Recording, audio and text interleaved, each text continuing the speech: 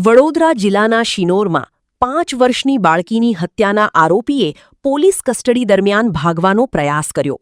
તપાસ માટે લઈ જતી વખતે આરોપીએ પોલીસ ઇન્સ્પેક્ટરની સર્વિસ રિવોલ્વર ઝૂંટવવાનો પ્રયાસ કરતા ભારે ઝપાઝપી સર્જાઈ હતી.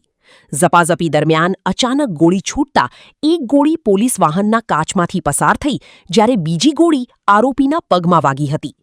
ઈજાગ્રસ્ત આરોપીને સારવાર માટે હોસ્પિટલમાં ખસેડાયો છે, જ્યારે સમગ્ર હોસ્પિટલને પોલીસ છાવણીમાં ફેરવી દેવામાં આવી છે. આ મામલે જિલ્લા પોલીસના ઉચ્ચ અધિકારીઓ સ્થળ પર પહોંચી વધુ તપાસ હાથ ધરી છે.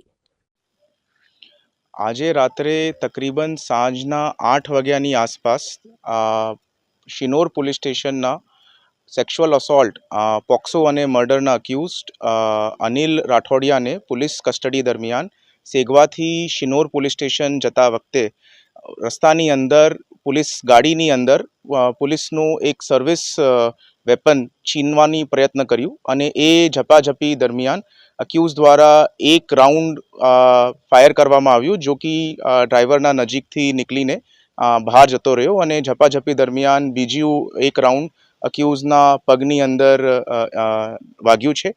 તાત્કાલિક પોલીસ દ્વારા 108ને જાણ કરવામાં આવી છે અને એમને હોસ્પિટલ લાવીને સારવાર આપવામાં આવી છે. ગોળી જ અક્યુઝના પગમાંથી લાગીને બહાર નીકળી રહી છે અને અક્યુઝની કન્ડિશન હાલ સ્ટેબલમાં છે અને હાલ પોલીસે આપની લીગલ કાર્યવાહીની તજવીજ ચાલુ કરી છે.